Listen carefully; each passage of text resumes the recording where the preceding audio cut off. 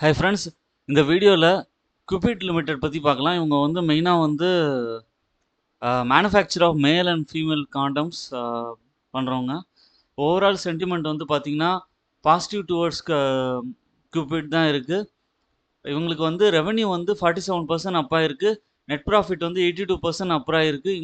Increasing promoter stake, robust order book exceeding 100 crore, key growth drivers including FMCG division, strategic investment in Mansam, Saudi fragrance brand இருக்குது. இவங்களுக்கு வந்து மெயினாக global organisation like UNFPA அவங்கெல்லாம் வந்து நிறைய relationships இருக்குது. ISO certifications கிடச்சிருக்கிறது வந்து advantage. இவங்களுக்கு upcoming tenders such as South Africa contract and GST rate cut expected further boost growth. Promoter buying significant number of shares இந்த ஸ்ட்ராங் சைன் ஆஃப் கான்ஃபிடன்ஸ், அதனால் வாங்குறாங்க. இவங்களுக்கு வந்து டார்கெட் வந்து பார்த்திங்கன்னா புல்லிஷ் ட்ரெண்ட் இருக்கிறதுனால டார்கெட் வந்து around 300 and even 500 mention in பைசாம். எக்ஸ்பான்ஷன் இருக்குது. IVD டெஸ்ட் கிட்ஸில் ரெகுலேட்டரி அப்ரூவல்ஸ் இருக்குது. ஹரிசானில் க்ரோத் இன்ஜின் நல்லாவே இருக்குது. மார்க்கெட் கேபிட்டல் வந்து 5834 கோடி. கரண்ட் ப்ரைஸ் வந்து 217 ரூபா இருக்குது. இந்த ப்ரைஸ்லேருந்து ஃபியூச்சரில் 300 to 500 கூட போகுங்கிற எக்ஸ்பெக்டேஷன் இருக்குது. ஸ்டாக்கோட PE 122. இவங்களுக்கு ரிட்டர்ன் ஆன் ஈக்விட்டி வந்து 12.9% இருக்குது. சார்ட் பேட்டர்னில் பார்த்தீங்கன்னா மே மந்த்லேருந்து கன்சிஸ்டண்ட்டாக ஏற்றம் கொடுத்துருக்கு. அரௌண்ட் 50 to 60 ருபீஸில் இருந்தது. இப்போ பார்த்தீங்கன்னா 217 ருபீஸ் வரைக்கும் இன்க்ரீஸ் ஆகிருக்கு. இதுக்கு காரணம் இவங்களோட ஆர்டர் புக்கு தான்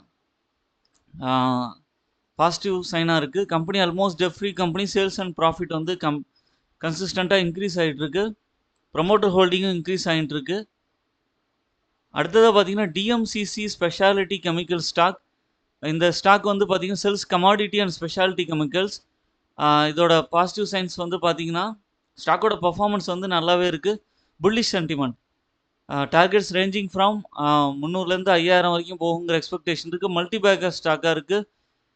நியூக்ளியர் எனர்ஜி அண்ட் டிஃபென்ஸ் இதுக்கு வந்து நல்லா பாசிட்டிவ் சைனில் நல்லா இன்க்ரீஸ் ஆகுங்கிற எக்ஸ்பெக்டேஷன் இருக்குது. கெமிக்கல்ஸ் இண்டஸ்ட்ரியில் வந்து பார்க்கும்போது காஷியஸ் சென்டிமெண்ட் அண்ட் வார்னிங்ஸ் இருக்குது.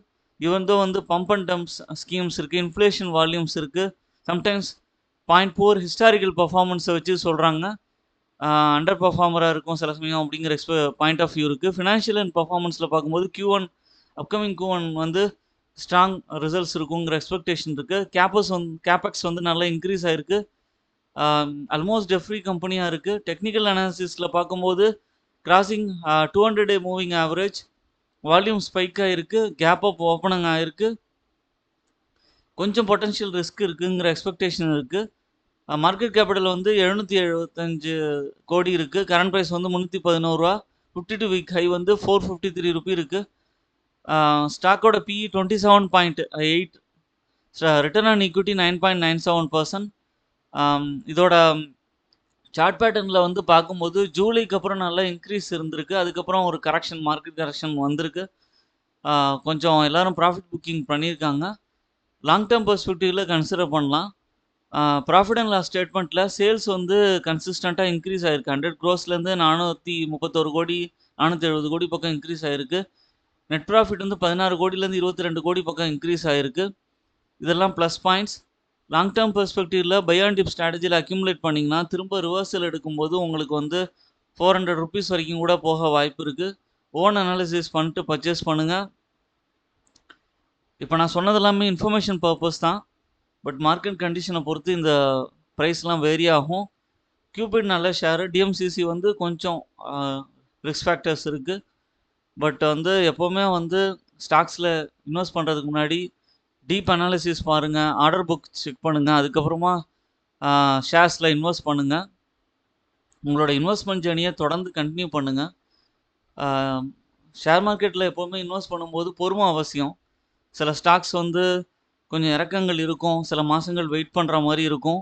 ஆனாலும் வந்து நீங்கள் வந்து தொடர்ந்து இன்வெஸ்ட்மெண்ட் வந்து தொடர்ந்துகிட்டு இருக்கணும். SIP மெத்தடில் கொஞ்சம் கொஞ்சமாக வாங்கணும். எப்போவுமே வந்து அக்ரெசிவாக போயிட்டு பல்காக இன்வெஸ்ட் பண்ணுறத விட 1-2 குவான்டிட்டிஸ் வாங்கி ஆட் பண்ணிட்டு வந்தீங்கன்னா உங்களுக்கு லாங் டேர்ம் பெர்ஸ்பெக்டிவில் 5 years 10 yearsன்னு வரும்போது நல்ல ரிட்டர்ன் கிடைக்கும். ஓன் அனாலிசிஸ் பண்ணுங்கள். ஸ்டாக்ஸில் இன்வெஸ்ட் பண்ணலாம். என்னோட சேனலை சப்ஸ்கிரைப் பண்ணுங்கள், லைக் பண்ணுங்கள், எல்லா வீடியோஸும் தொடர்ந்து பாருங்கள். தேங்க்ஸ் ஃபார் வாட்சிங் மை வீடியோ.